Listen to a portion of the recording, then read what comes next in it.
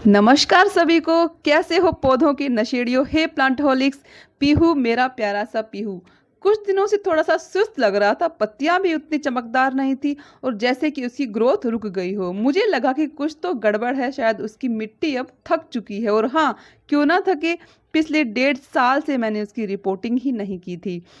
लेकिन इससे पहले कि मैं पीहू को नया घर दूं, एक बात ज़रूर आपसे कहना चाहूँगी। उन 171 प्यारे लोगों को दिल से शुक्रिया जिन्होंने सिर्फ मेरे पीहू की एक छोटी सी वीडियो देखकर मेरा चैनल सब्सक्राइब किया है।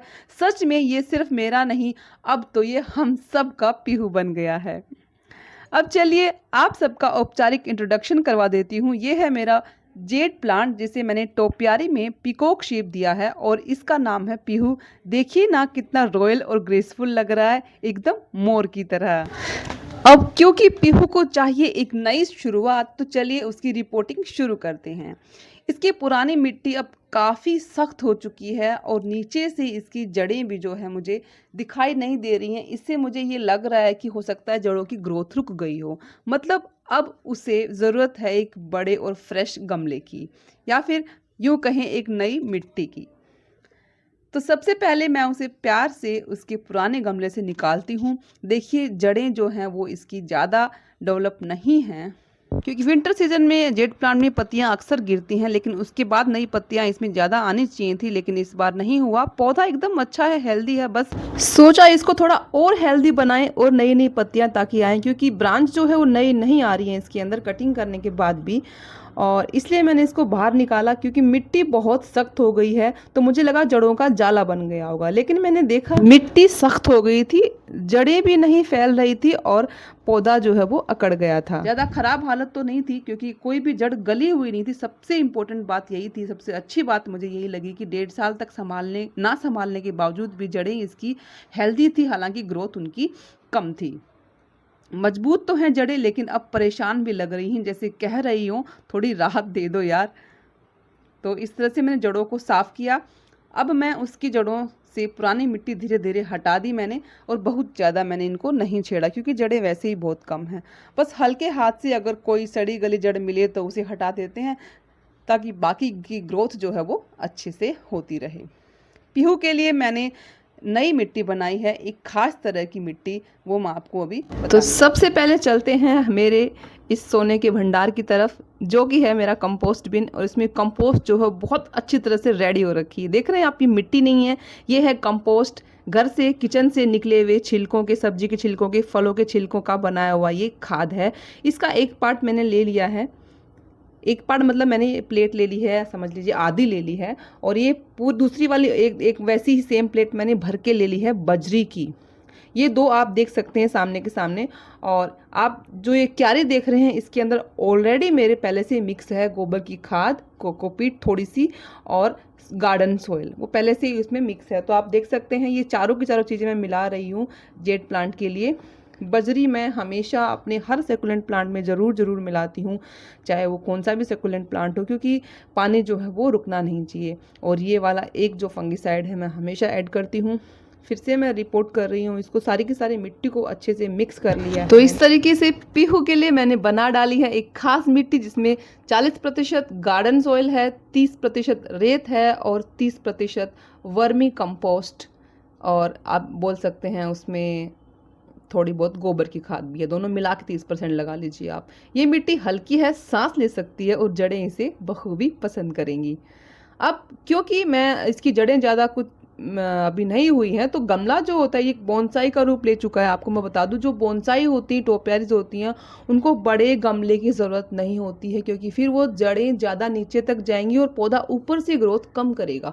तो हम इसको बड़ा गमला तो बिल्कुल भी नहीं देंगे, ये गमला ही इनफ है। हालांकि इससे भी छोटे गमले में हम इसे लगा सकते हैं, लेकिन क्योंकि ये पीहू है, इन महाराज का 95% वजन जो है वो पंखों में है, तो इनको बैलेंस करना बहुत ज़रूरी है। तो इस तरह के पोट में ही मैं इनको रखूंगी अभी। अब ध्यान से इसे मैं बिठा रही हूँ और चारों तरफ से मिट्टी जो है मैं भर रही हूँ। कोशिश यही है कि उसे बिल्कुल कंफर्टेबल महसूस हो, और नई मिट्टी है, नई शुरुआत। अब क्योंकि जब भी हम किसी भी बोनसाई आदि या टोपियारी की रिपोर्टिंग करते हैं, थोड़ा सा हमें उसको उठा करके लगाना होता है, ताकि उसका कोडेक्स जो उसका तना है वो थोड़ा मोटा और खूबसूरत लगे। इसी रूल को फॉलो करते हुए मैंने पीहू के साथ भी ऐसा करना चाहा, लेकिन वो ज़्यादा सक्सेसफुल मुझे नहीं लग रहा। हालांकि मैं अभी ये कर रही हूँ, मैंने पहले इसके नीचे थोड़े बहुत छोटे मोटे कंकड़ डाले, फिर मिट्टी भरी, फिर इसके नीचे मैंने फिर से छोटी सी पत्थर लगाया ताकि उसके ऊपर मैं बिठा सकूँ इसको। और लेकिन ये हिल रहा है क्योंकि बैलेंस इसका बिगड़ रहा है, क्योंकि वजन सारा उसका पीछे की तरफ है और मुझे बहुत दिक्कत हो रही है इसको फिक्स करने में। एक हाथ से मैंने पकड़ा और एक हाथ से मैं इसको मिट्टी डाल रही हूँ, जो कि सच में बहुत डिफिकल्ट टास्क था।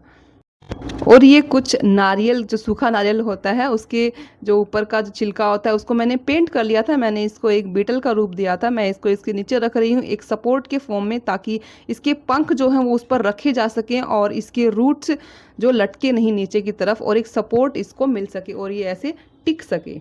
एक बार के लिए मैंने इसको टिका दिया है और इसकी मिट्टी को अच्छे तरीके से दबा दिया है, पर मुझे थोड़ा सा ठीक तो नहीं लग रहा, पर देखते हैं जड़ें पकड़ता है क्या। और इस तरीके से रिपोर्टिंग पूरी हो चुकी है। अब ध्यान देने वाली बात एक और है कि पानी का क्या करना है। पानी मैं इसको एक दिन के लिए बिल्कुल भी नहीं दे रही हूँ। आज मैं इसको कोई पानी नहीं दे रही हूँ और मैंने इसको ऐसे के ऐसे रख दिया है। नेक्स्ट डे मैं इसको थोड़ा सा पानी दिया, मतलब बहुत सारा पानी नहीं दिया मैंने, सिर्फ और सिर्फ स्प्रे से ही इसको पानी डाला है। और ये देखिए, अब मैं इसको यहीं पर रखूँगी जब तक कि इसकी जड़ें अच्छे से नहीं आ जाएंगी। मैं इसको बिल्कुल भी नहीं हिलाऊंगी और 3-4 दिन तक धूप में ही रखूँगी ताकि उसे कोई भी झटका ना लगे। और ये देखिए, 3-4 दिन के बाद मैंने इस पर पानी स्प्रे किया तो इसका लुक कुछ ऐसा था। ध्यान से देखने में मालूम चला कि पत्तियां सिकुड़ चुकी थी। साफ साफ लग रहा था कि पीहू रिपोर्टिंग शौक में जा चुका था। वो उदास था, उसको रिपोर्टिंग नहीं अच्छी लगी और पत्तियां सिकुड़ रही थी। मुझे चिंता हो रही थी कहीं मेरा बेचारा इतना साल पुराना ही पीहू मर ना जाए। सच में मुझे टेंशन हो रही थी और मैंने फिर भी उसको छेड़ा नहीं। मैंने कहा छेड़ूंगी तो इसकी जड़ें आएंगी ही नहीं, और मैंने उसको वहीं पर रख दिया। कुछ दिनों तक वहाँ पे रखे रहने के बाद उसमें धीरे धीरे मैंने देखा कि नई पत्तियाँ आने लगी थी। कितने दिन बाद? करीबन आप समझिए 10 दिन के बाद। 10 दिन के बाद ये देख सकते हैं आप, छोटी नन्ही पत्तियाँ इसमें आ गई हैं और मेरी खुशी का ठिकाना नहीं रहा ये देख कर। तो रीपोर्टिंग के बाद पौधे में नए पत्तियों का आना इस बात का संकेत होता है कि पौधा जो है लग चुका है और जड़ें उसमें अपना जगह बना चुकी हैं मिट्टी के अंदर। तो अब मैं कर रही हूँ ये इंपॉर्टेंट काम। ये जो एलोवेरा होता है उसका पत्ता जब हम निकालते हैं, येलो कलर का एक लिक्विड निकलता है, उसे लेटेक्स बोलते हैं। वो वैसे पॉइजनस होता है, लेकिन जिन जिन पौधों को आपने रीपोर्ट किया है, ध्यान से सुनिए, जिन पौधों को आपने रिपोर्ट किया, आपने कोई कटिंग लगाई है, रिपोर्ट किया है, उसके लिए ये अमृत बाण के जैसे होता है। उसमें बहुत अच्छे से जो है ग्रोथ होती है जड़ों के अंदर। तो मैंने इसको डाल दिया है जड़ों में भी पीहू की, ताकि इसमें जो जड़ें हैं वो उनकी ग्रोथ अच्छे से हो। और मैंने उसको पत्तों पर भी स्प्रे कर दिया है ताकि एक शाइन इनमें बनी रहे और कोई भी, वैसे तो कीट पतंगा कुछ नहीं लगता है जेट प्लांट में, फिर भी थोड़ा सा चमकदार बनाए रखने के लिए मैंने इसको ओवरऑल इस पे स्प्रे कर दिया है। तो पीहू मेरा हो चुका है रेडी। देखिए, अब मेरा प्यारा पीहू तैयार है एक नए लुक के साथ। अब ये और भी ज़्यादा हेल्दी और हैप्पी रहेगा। वैसे जेड प्लांट को मनी प्लांट भी कहा जाता है। कहते हैं कि ये पॉजिटिव एनर्जी और समृद्धि लाता है। So see you in the next video. Till then, happy planting, keep planting, and thank you so much for watching.